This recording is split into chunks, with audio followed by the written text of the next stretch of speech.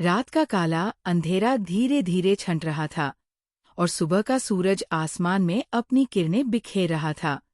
ऐसा लग रहा था मानो आज पूरा आसमान उसके स्वागत में सजीव हो उठा हो। उसकी सुनहरी किरणें धीरे धीरे रुद्र कोठी के भीतर समा रही थी। वरुण अब तक गहरी नींद में था और कोठी में एक अजीब सी शांति पसरी हुई थी। लेकिन तभी अचानक एक तेज आवाज गूंजती है, किसी के दरवाजा पीटने की आवाज।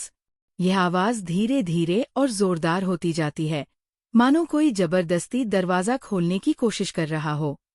ये शोर वरुण के कानों में पड़ता है और उसकी नींद टूट जाती है।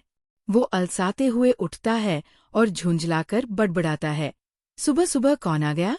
वो धीरे धीरे दरवाजे की ओर बढ़ता है और बिना आवाज किए दरवाजा खोलता है।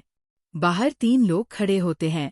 उनमें से एक को उसने तुरंत पहचान लिया, क्योंकि वो कल रात ही उससे मिला था।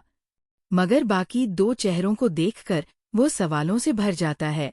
तभी आर्यन बिना समय गवाए अंदर घुसते हुए बोलता है, अरे पहले अंदर तो चल। सब लोग अंदर आते हैं और सोफे पर बैठ जाते हैं। आर्यन अपने हाथ में पकड़ी पॉलिथीन को टेबल पर रख देता है। पूरे कमरे में गहरी चुप्पी छा जाती है, जैसे सभी को वरुण के बोलने का इंतजार हो। वरुण भी उन्हें पहचानने की कोशिश में गुम था।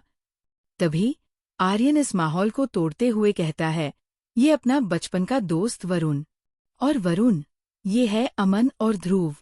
वरुण उन्हें पहचानते ही उत्साहित होकर कहता है, तुम लोग यहाँ गांव में ही हो?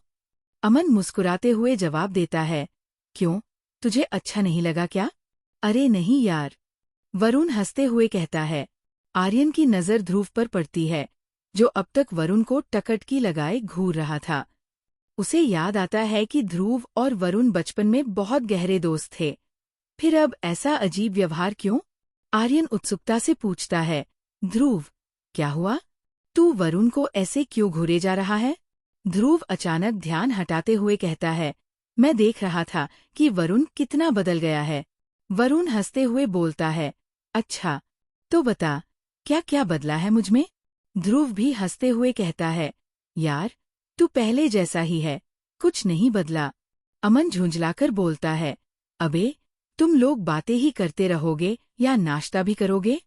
सबकी नज़र टेबल पर रखे नाश्ते की ओर चली जाती है और सब सहमति में सिर हिलाते हैं।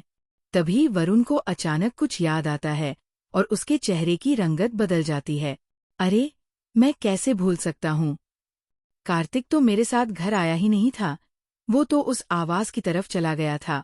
ये सुनकर आर्यन चौंकता है, किस आवाज की तरफ?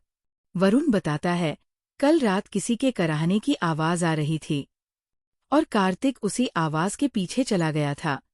मैं तो भूल ही गया।